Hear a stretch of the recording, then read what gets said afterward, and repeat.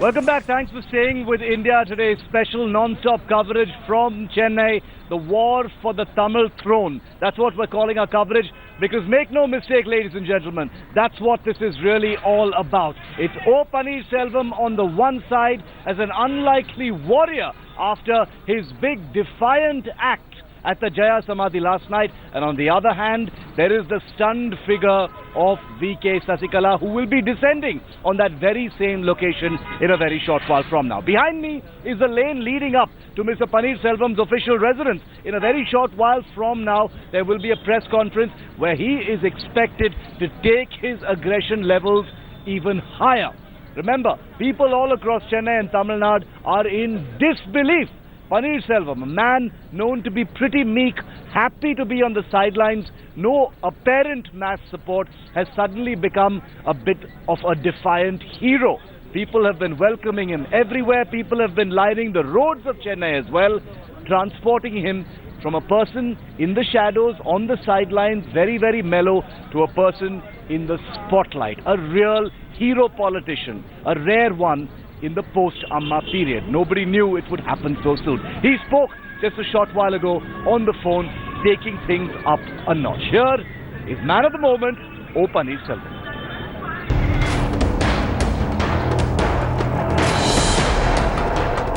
கட்சியினுடைய கட்டுப்பாட்டை மதித்து நீங்கள் நடங்கள் என்று சொல்லும்போது கட்சி கட்டுப்பாட்டை மீறுகின்றன என்ற கேள்வி என் மனதில் எழுந்தது.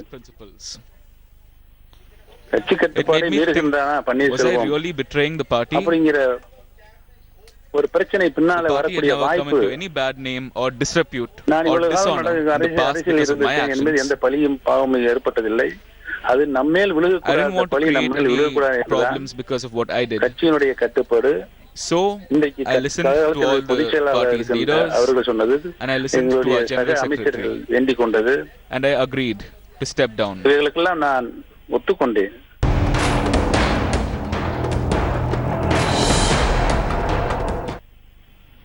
எவ்வளவோ நான் சொன்னேன். நான் போய் மாண்புமிகு அம்மாவுடைய நினைவிடத்திற்கு போய்விட்டு வந்து சொல்லுகிறேனே என்று சொன்னேன். இல்லை, இப்பொழுதே சொல்லி முடிவெடுங்கள் என்று சொன்னார்கள். தலைமைக்கு வந்து கீழே இருக்கிற சூழல் தெரியலன்னு நினைக்கிறீங்களா? தெரியும். தெரிந்திருந்து ஏன் இவ்வளவு அவசரப்படுகிறார்கள் என்னால் புரிந்து கொள்ள முடியவில்லை. உங்களுக்கு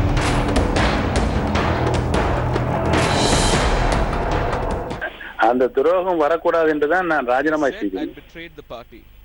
அந்த துரோகம் செய்து பண்ணி கட்சி கட்டுப்பாட்டை மீறி அதற்கு ஒத்துக்கொள்ளவில்லை, ராஜினாமா செய்யவில்லை என்ற துரோகத்தை செய்தார் என்ற நிலை நமக்கு வரக்கூடாது என்றுதான் நான் ராஜினாமாவிற்கு கட்டாயப்படுத்தி செய்ய வைத்தேன், செய்தேன்.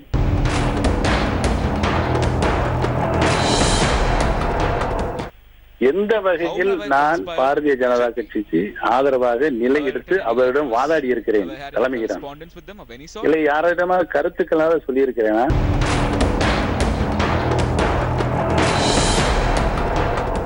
ஒரு முறையுடன் நான் மாண்புமிகு அம்மா அவர்களை சந்திக்கவில்லை. நான் ஒரு முறையும் மருத்துவமனை சென்று வருகின்ற பொழுது என் வீட்டில் இருக்கின்ற அனைவரும் குடும்பத்தில் இருக்க அம்மாவை பார்த்தீர்களா, அம்மாவை பார்த்தீர்களா, அம்மாவை பார்த்தீர்களா என்று கேட்டார்கள். மற்றபடி மற்ற தலைவர்கள் உள்ளே சென்று மாண்புமிகு அம்மா அவர்களை பார்த்ததாக சந்தித்ததாக நான் கேள்விப்படவில்லை, பார்க்கவும் இல்லை.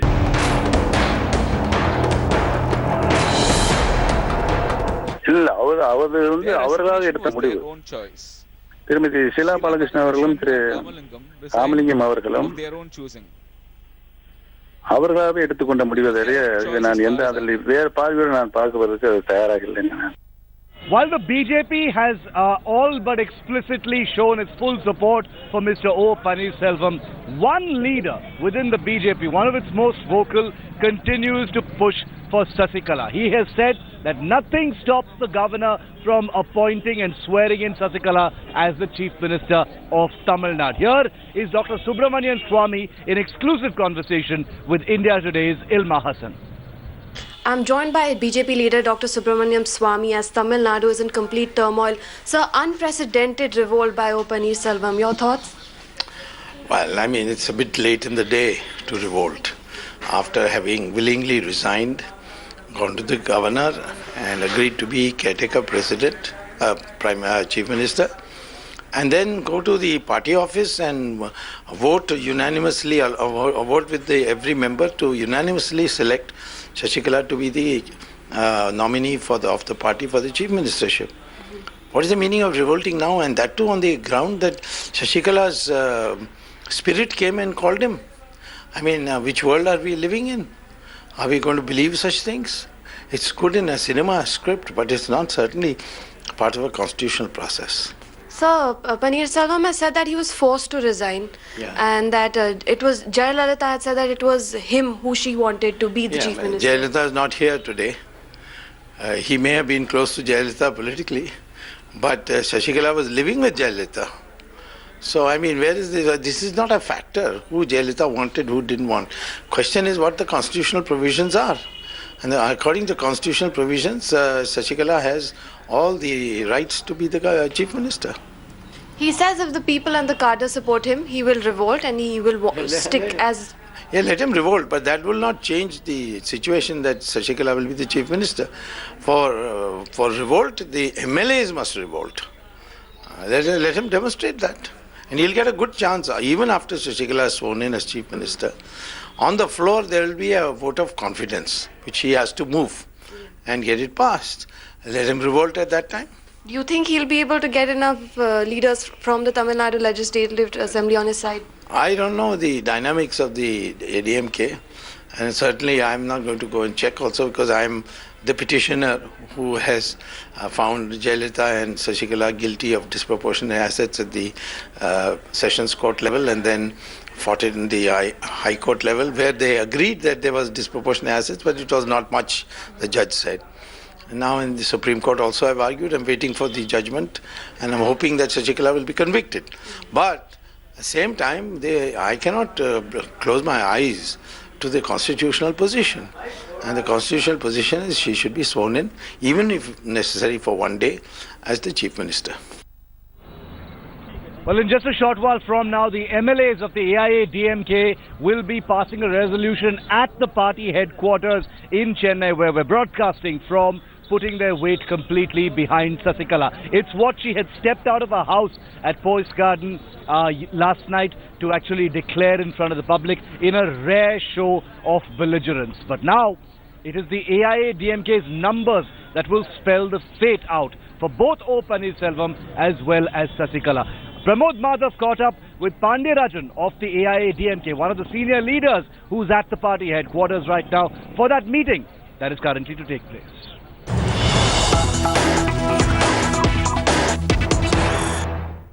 So we know this is going to be a crucial meeting, and after what had occurred at Marina Beach yesterday, we've come to know that your leader saying DMK is behind this. Yeah. Is that the cause? We believe that. We believe that it's so. As our leader has said, DMK seem to have inspired this, but they will not succeed in their attempts. The party is together, completely together, and as soon as the governor lands here, Chinnamma will stake her claim to form government. There will be a smooth transition to the new government. Is there any truth in him being forced to resign? No, absolutely no. Absolutely no. Absolutely no. Absolutely no. What is the cause of this MLA meeting? And what action are you supposed to We're just reasserting our support to Chinnamma. And joining me live from Chennai is BJP leader from Tamil Nadu, Mr. Narayanan Tirupati. Mr. Tirupati, thanks once again for being on India Today. Very, very interesting pace of development. It was, we met yesterday, Mr. Tirupati, at Marina Beach. Little did we know that, just a couple of hours after we'd met, a plan was going to be hatched by Mr. Panneerselvam to sit, just a few hundred meters from where we were broadcasting last evening, to sit on that dharna of protest, of rebellion against Shashikala. Now, the BJP has made it very clear that they pretty much support Mr. Panneerselvam as Chief Minister as opposed to someone like a Shashikala. What is the BJP's reading of these very dramatic developments since late last night, sir? See, we have been saying that in democracy, anybody can become the Chief Minister of any state. The problem is that on Sunday, on Monday, the Supreme Court said that the judgment will be given within a week's time. So we only asked what is the urgency and the need and the necessity for a replacement in the government, because Mr. O. Panneerselvam was serving the state. He was giving a very good administration. He is jointly with the state central government. He has made lot of progress in Tamil Nadu within 2 months. And if ADMK says that the party is intact, why should they change the CM immediately? That is what we asked. And as we saw yesterday, Mr. O. Panneerselvam has said that he was insulted so many times by the ADMK party general secretary, and during our India Today's conclave also, he very clearly said that he was insulted by Sasikala, and that is the reason he was also forced to quit. And he says that he will definitely withdraw his resignation. So what we say is, what all happened is not fair, and there should be some transparency, and the governor will definitely, he should consult with Mr. O. Panneerselvam. If he recalls his resignation, he has to do the needful and all those things. We are for the welfare of the state, stability of the state, and we are no way concerned with the party, that is AAD. Mr. Tirupati, on the topic of transparency, while you brought up the issue of transparency, several leaders of the AIADMK, including Mr. Panneerselvam yesterday, have brought up the issue of the, suspicious activities surrounding the health and the final tragic demise of former Chief Minister Jayalalitha. Now, the DMK has said that if there is evidence of this kind, then Mr. Panneerselvam should lodge an FIR and an investigation should go into the circumstances surrounding the treatment and the demise of former Chief Minister Jayalalitha. What is the BJP stand on this? Do you believe that there needs to be an investigation, as is being hinted by Mr. Panneerselvam? No, we have very clearly said during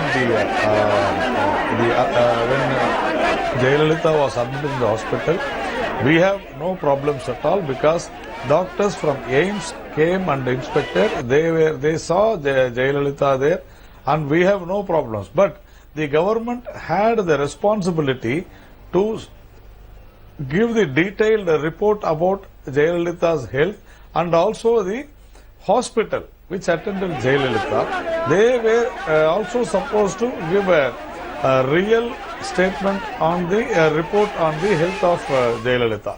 That is what we were asking. There was a lot of speculations on the health of Jayalalitha.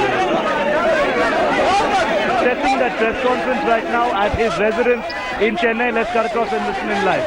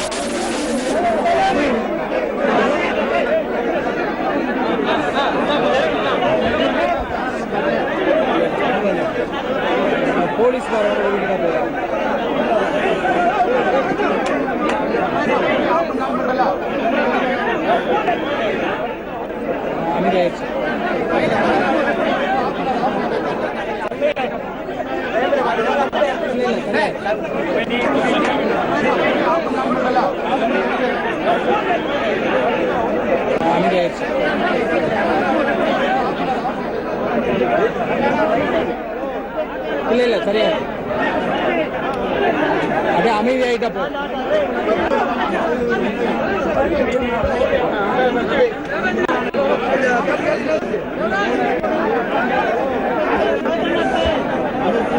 பதிலையும் நேற்றிலே பெற்றிருக்கிறார்கள்.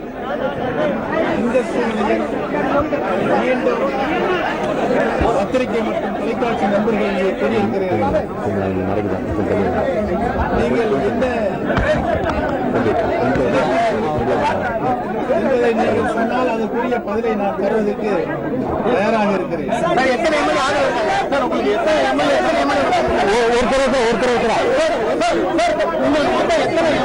ஆதரவு அளிப்பதாக கூறியிருக்கிறார்கள்.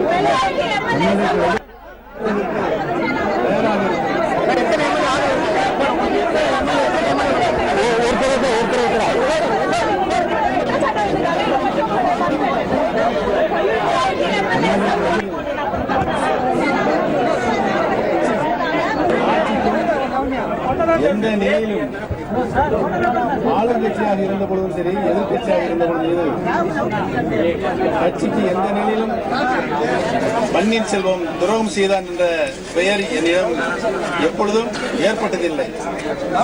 இப்பொழுது மட்டும் அவர்கள் புதிதாக ஒரு பிரச்சனையை இங்கே பத்திரிகை வாயிலாக சொல்லிக் கொண்டிருக்கிறார்கள். அதற்கு காலம்தான் உரிய பதிலை தரும்.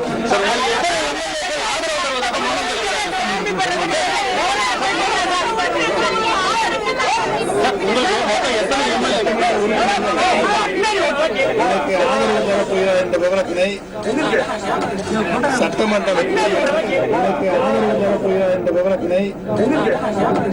சட்டமன்றம் கூறியவன் அங்கு வந்து ராஜினாமாவை திரும்ப பெற ஒரு கட்டாய சூழல் ஏற்பட்டால் உறுதியாக திரும்ப பெறுவேன்.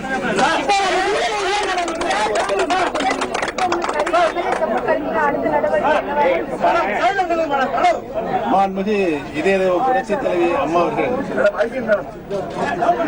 புரட்சித் தலைவர் எம்ஜிஆர் அவர்கள் எந்த நோக்கத்திற்காக அனைத்து இந்திய அண்ணா திராவிட முன்னேற்ற கழகத்தினை நிறுவி அதை கடுமையான உழைப்பின் மூலம் 3 முறை ஆட்சி கட்டளை அமைத்தினார்கள். மாண்புமிகு இதயதேவ புரட்சித் தலைவி அம்மா அவர்களும் கிட்டத்தட்ட ஒரு 16 ஆண்டு காலம் தமிழகத்தினுடைய முதலமைச்சராக இருந்து ஒரு சிறப்பான ஆட்சியை, சாதனை மிகுந்த ஆட்சியை, ஏழை எளிய மக்களுக்கு பல்வேறு திட்டங்களை அவர்கள் இல்லங்களுக்கு கொண்டு போய் சேர்த்த முதலமைச்சராக சிறப்பாக ஆட்சி நடத்தினார்கள். அந்த வழியில் தான் நானும் மாண்புமிகு அம்மா அவர்கள் சோதனை ஏற்பட்ட காலத்தில் 2 முறை முதலமைச்சர் என்ற பொறுப்பிலே மாண்புமிகு அம்மா அவர்கள் நியமித்தார்கள்.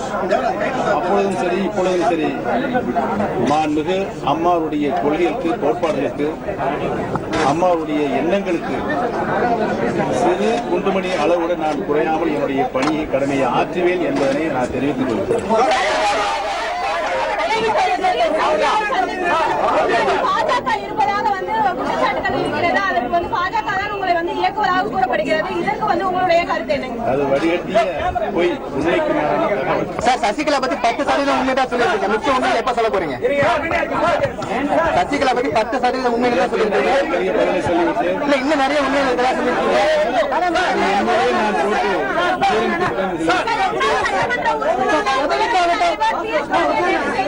சந்தித்த போது மறைந்த முதலமைச்சர் ஜெயலலிதாவின் மரணத்தில் சந்தேகங்கள் இருப்பதாகவும், அதே போன்று மருத்துவமனைக்கு கொண்டு செல்வதற்கும் அவருக்கு என்ன நடந்தது வேண்டும் என்பதை வந்து தெளிவுபடுத்த வேண்டும் மாதிரியான கோரிக்கைகளை வந்து முன்வைத்திருக்காரு. இதுக்கு வந்து 75 நாட்கள் நீங்கள் மருத்துவமனைக்கு சென்றிருந்த முதல்வரை பார்த்தீர்களா? மருத்துவமனையில் நடந்தது என்ன? அவர் சொல்லட்டுமா? மாண்புமிகு இதயதேவ புரட்சித் தலைவி அம்மாவுடைய உடல்நிலை பற்றிய சந்தேகங்கள் இன்றைக்கு பரவலாக நாட்டு மக்களிலே அவருடைய இதயங்களிலே இருக்கிறது. அதை போக்க வேண்டிய கடமை ஒரு அரசுக்கு இருக்கிறது என்பதை நான் உணர்ந்திருக்கிறேன். உறுதியாக ஒரு விசாரணை கமிஷன் அமைக்கப்படும். உச்ச நீதிமன்றத்தினுடைய தற்போது பொறுப்பில் இருக்கின்ற உச்ச நீதிமன்ற நீதிபதி அவர்கள் அந்த விசாரணை கமிஷனுக்கு பொறுப்பேற்று விசாரணை செய்து முடிவுகளை நாட்டு மக்களுக்கு அளிப்பார்கள் என்று தெரிவித்தார்.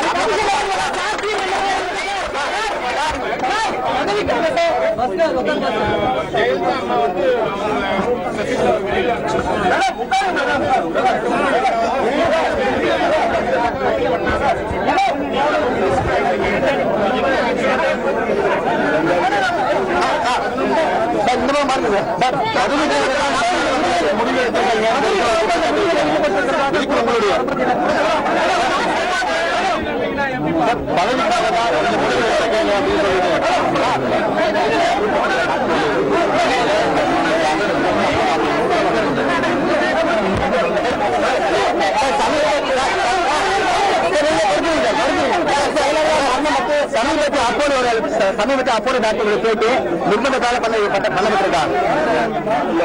விசாரணை முழுவதும் விசாரணை அமைச்சிருக்கீங்களா? அரசு அமைச்சிருக்கா?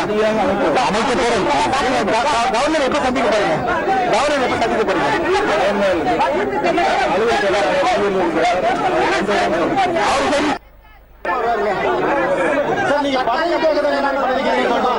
நீங்க பதவிக்காக தான் இந்த மாதிரி முடிவுகள் எடுக்கப்பட்டிருக்குன்னு சொல்லிட்டு ஒரு குற்றச்சாட்டு வைக்கிறாங்களே, அதுக்கு உங்களுடைய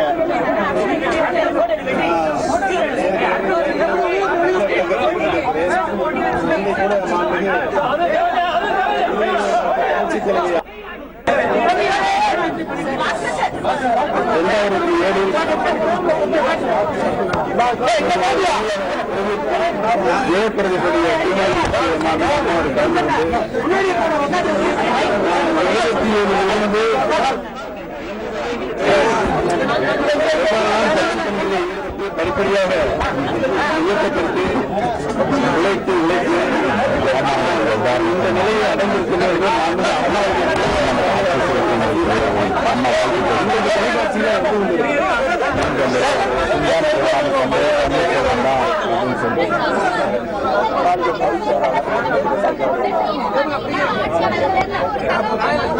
அது மாதிரியான ஒரு நிகழ்வு எப்பொழுதும் நடக்காது.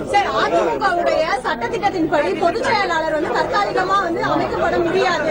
ஆனால் அதற்கான தீர்மானத்தை நீங்கள் தான் நிறைவேற்றி கொண்டு வந்து அதிமுக பொதுச் செயலாளர் என்ன நடந்தது?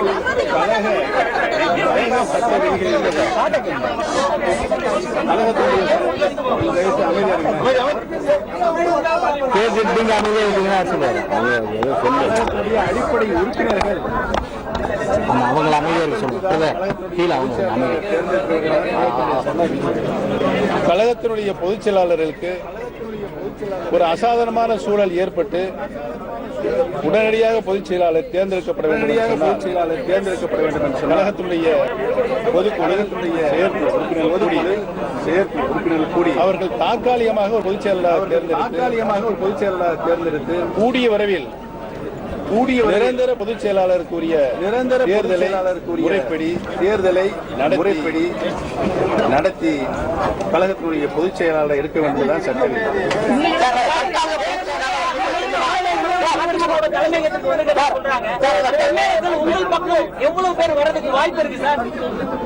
சட்டமன்றத்தில் உறுதியாக என்னுடைய பலம் தெரியும்.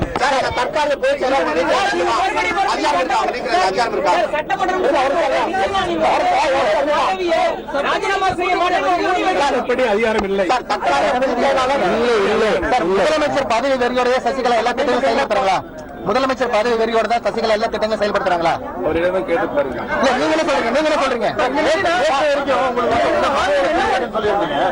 இன்னைக்கு இறக்கிட்டு பாரதத்துல நேரத்தை இறங்கிட்டேன். அம்மாவுடைய நினைவிடத்தை போய் பாரதத்துல இறங்கிட்டேன் நேரத்தை. பொதுமக்களை சந்திப்பீங்களா? உறுதியாக சந்திப்போம். பொதுமக்களை வீதி வீதியாக கிராமமாக மாவட்டங்கள் வாரியாக உறுதியாக நான் சந்திப்பேன்.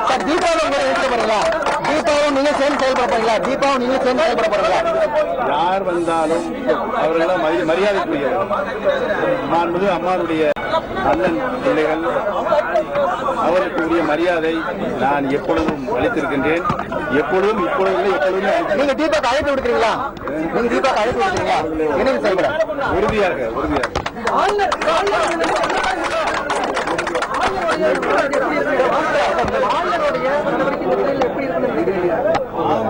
ஆளுநர் எந்த ஒரு ஆளுநராக இருந்தாலும் இந்திய அரசியலமைப்பு சட்டப்படி தான் அவர் செய்து வருவார். அதில் எந்த மாற்றத்திற்கும் இடமில்லை. சார், பிரதமர் மோடி மத்திய அரசு ஆதரவா இருக்காங்களா? மத்திய அரசு உங்களுடைய செயல்பாடு ஆதரவா இருக்காங்களா? ஏற்கனவே இதைதான் டாக்டர் புரட்சித்துறை அம்மா அவர்கள் அனைத்து இந்திய அண்ணா திராவிட பெரிய கட்டியை சொல்லியிருக்கிறார். மத்தியில் யார் ஆண்டாலும் தமிழக மக்களுடைய பொருளாதார உரிமைகளுக்கு பாதிப்பு ஏற்படுவது அதை எதிர்ப்புற குரல் கொடுப்போம். எங்களை ஆதரித்தால் நாங்களும் மத்திய அரசு உங்களுக்கு ஆதரவா இருக்காங்களா? மத்திய அரசு ஓபிஎஸ் ஆதரவா இருக்காங்களா? ஓபிஎஸ் தனிப்பட்ட முறைக்கு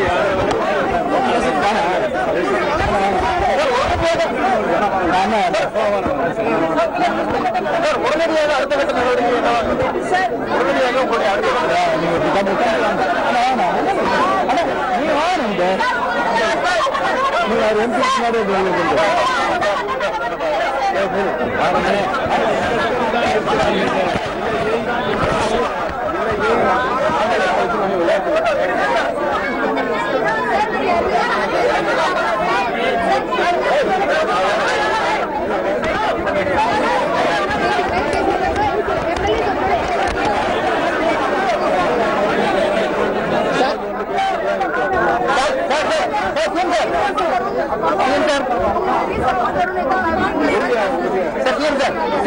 இந்த போராட்டத்தில் நீங்க வெற்றி பெறுவீங்க நம்பிக்கை உங்களுக்கு இருக்கா?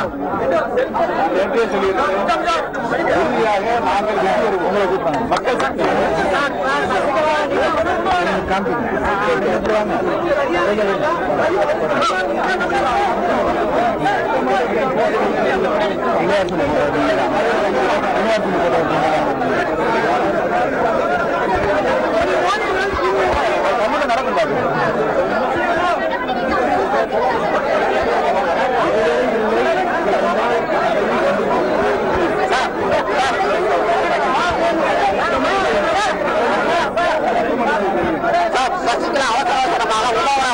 என்ன காரணம் சார்?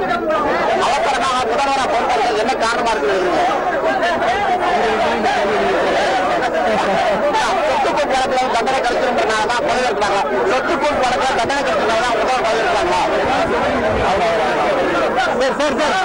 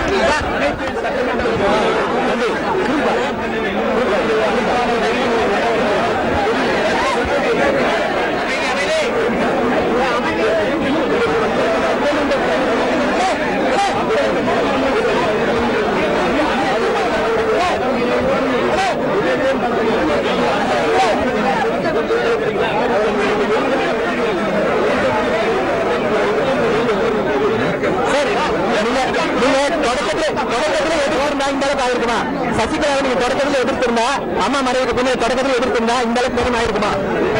சசிகலாவை அம்மா இருந்த தொடக்கத்தில் நீங்க எதிர்த்திருந்தா இந்த அளவுக்கு நிலைமை ஆயிருக்குமா?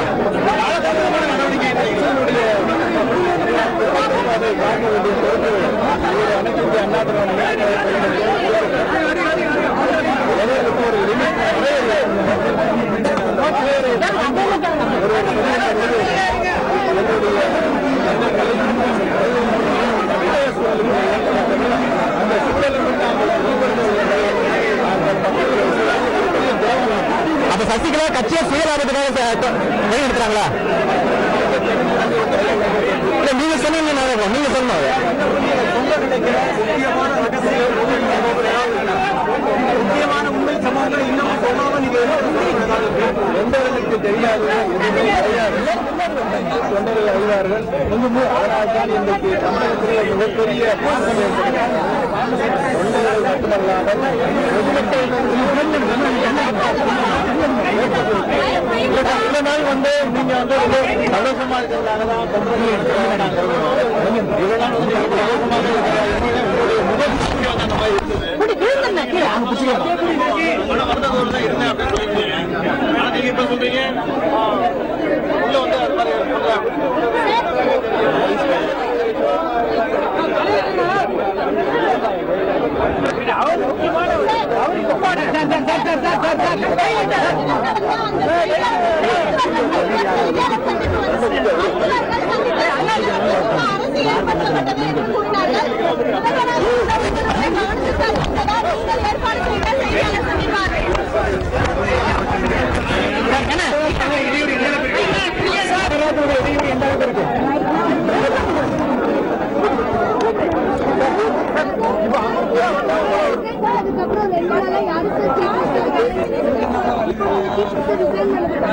அவங்க சசிகலா எலிவேட் பண்ணி இப்போதைக்கு யாரு சார்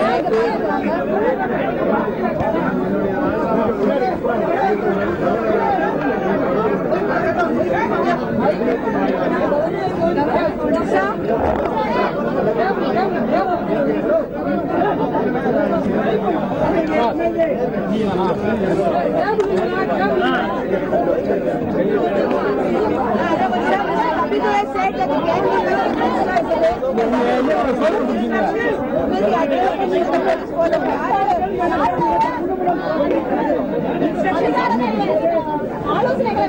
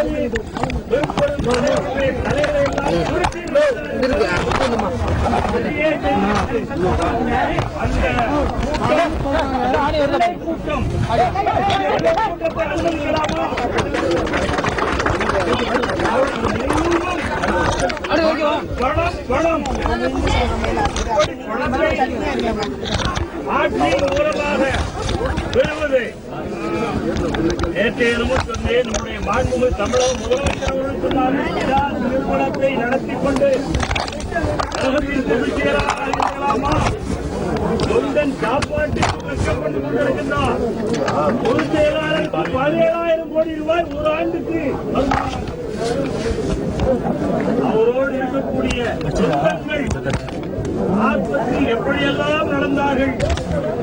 இன்றைக்கு ஒரு திடுக்கிடும் செய்தியை சக்தி சிவகுமார் இன்று இந்தியா டுடே டிவியில் வருகிறது என்று நேற்று இரவு 8 மணிக்கு ராஜீவ் தேசாய் அதை வெளியிட்டிருக்கின்றார்.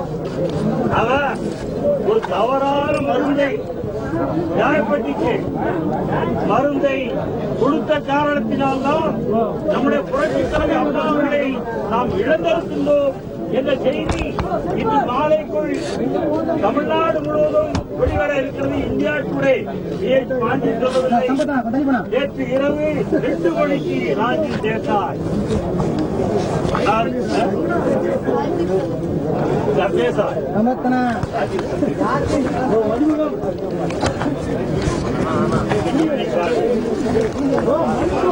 இதோடு விட போவதில்லை. இவரெல்லாம் ஒதுக்கி விடுவேன்.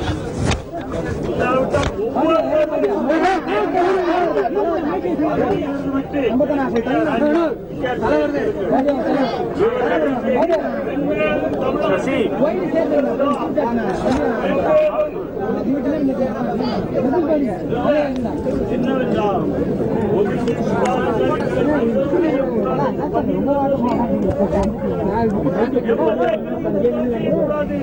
நாட்டு மக்களையும் நல்லாட்சி அமைவதை தடுக்கக்கூடாது.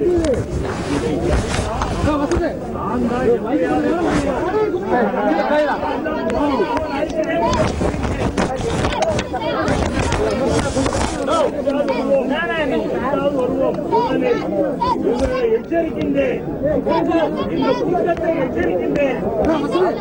ஒரு பெரிய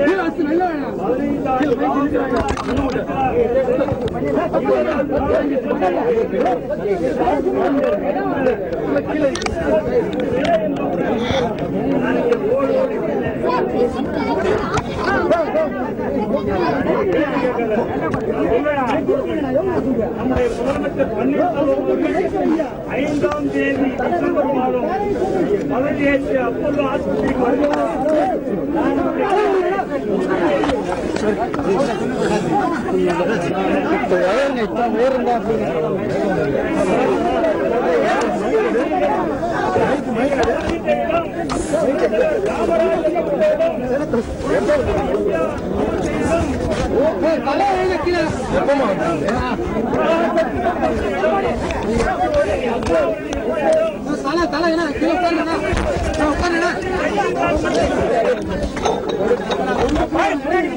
கையில் பற்றிக் கொண்டு நீங்கள் தைரியமாக இருங்கள். எதற்கும் கவலைப்படாதீர்கள்.